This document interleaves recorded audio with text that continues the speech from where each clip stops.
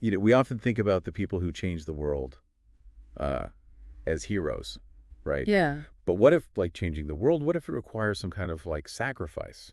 Yeah. You know what I mean? Right. And that's what we're going to be talking about today, because that idea is kind of at the heart of understanding Sigmund Freud. Oh, yeah, for sure. Have you heard this article, The Tragic Genius of Sigmund Freud? Yeah, I've seen that one. It suggests that there's more to Freud than, like, the image we all know, with the cigar and the psychoanalysis. Yeah, definitely. I think that article immediately throws you into this kind of this tension, right? Yeah. Between the Freud who wanted to be seen as this big, important figure, the guy who could interpret dreams and all that. Yeah. And then this more critical view that's come out over time, Right. And the idea of a tragic genius, it makes you think about, like, what were the costs of all his work? Yeah. And what kept him going? So that's what this deep dive is all about. We're going to unpack this article and look at Freud's life, some of the criticisms of his work, and we'll even talk about, like, the philosophy behind his ideas. And the cool thing is, this is your shortcut to understanding Freud. Exactly. You don't have to read a ton of books or anything. Yeah. We've pulled out the most important parts of the article just for you. The juicy stuff. Exactly. So our mission today is to explore Freud's main ideas, talk about why some people disagree with him even today, and see how his work still affects how we think about the mind. I'm ready. Me too. Huh. All right, so should we start at the beginning? Well, actually, the article starts with the end of Freud's life. Oh, that's interesting. Yeah, it talks about his final days in England Okay. and how he died from mouth cancer because he smoked cigars all the time. Wow. So it really starts with a heavy topic. It does, and it brings up this idea of Icarus, from the Greek myth. Oh, yeah. The one who flew too close to the sun. Exactly, and that's how the article frames Freud's ambition. You mean like he was so ambitious that it hurt him in the end? Yeah, kind of like he was so driven to discover new things about the mind that he might have ignored the risks, It's like he flew too close to the sun. Right, and the article even compares him to people like Marie Curie who made groundbreaking discoveries. But also suffered because of it. Yeah, exactly. So right away, we see that this isn't just a story about science. Yeah. It's also about the personal cost of being so driven. So it's kind of a cautionary tale. In a way, yeah. But then the article jumps back to Freud's childhood. Okay, so where did he grow up? He was born in a town that's now part of the Czech Republic.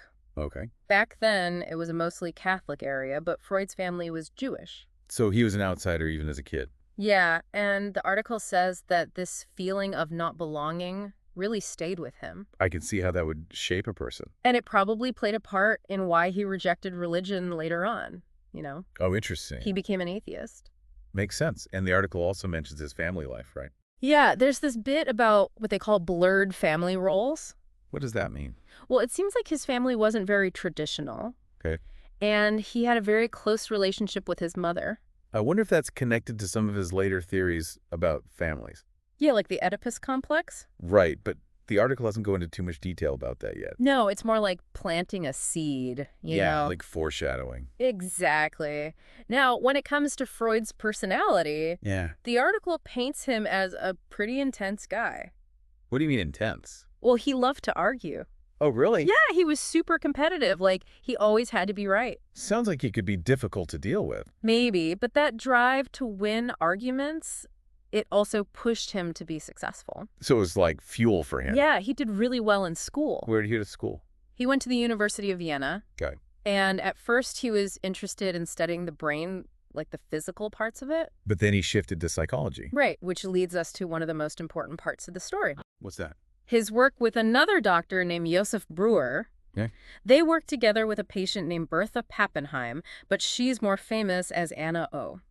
And why is she so important? Because this is where modern therapy really begins. Oh, wow. So this is like the birth of the talking cure. Exactly. Before Freud, people thought mental illness was caused by, like, evil spirits or something. So they would try to do exorcisms and things like that. Yeah, but Freud and Breuer, they tried something completely different. They just listened to their patients. Yeah, and instead of using hypnosis, which was popular back then, Yeah. they encouraged their patients to just talk freely about whatever came to mind. And they called this free association, right? Yeah, and this led Freud to his big idea about the unconscious mind. Like the part of our minds that we're not aware of. Right, he thought that all these hidden thoughts and memories and desires were buried in the unconscious. And that they were influencing our behavior. Yeah, even though we didn't know it. I mean, that's a huge idea, right? It totally changed how people thought about mental illness. Instead of blaming it on demons or whatever, Yeah. they started to look inside the person's mind for answers.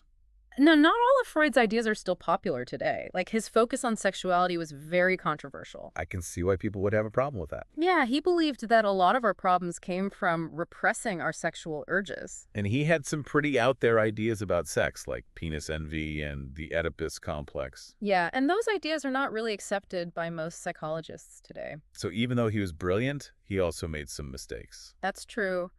But even his controversial ideas about sex, they made people think differently about motivation and relationships. So he had a lasting impact, even if some of his theories were wrong. Yeah, and one of his most famous ideas is still used today.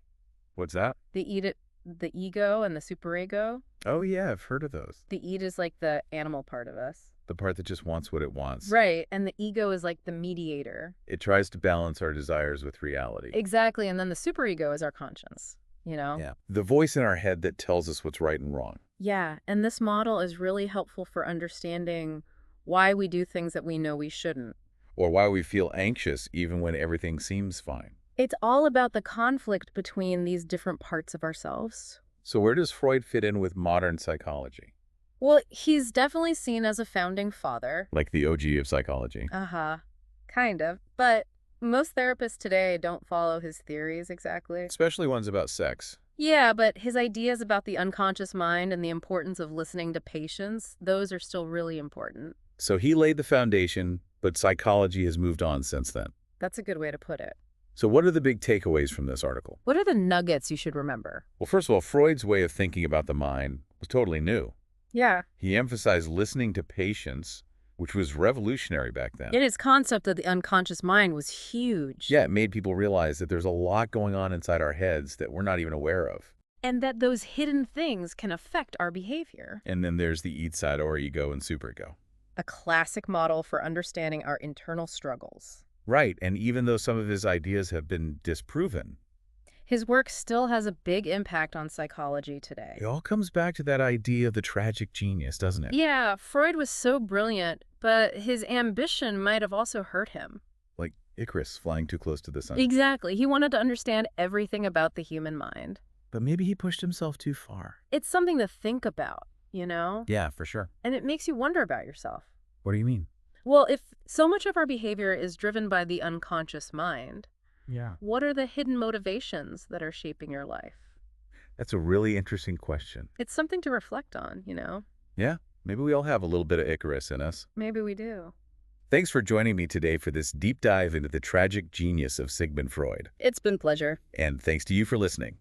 We'll catch you next time for another deep dive. See you then. Bye.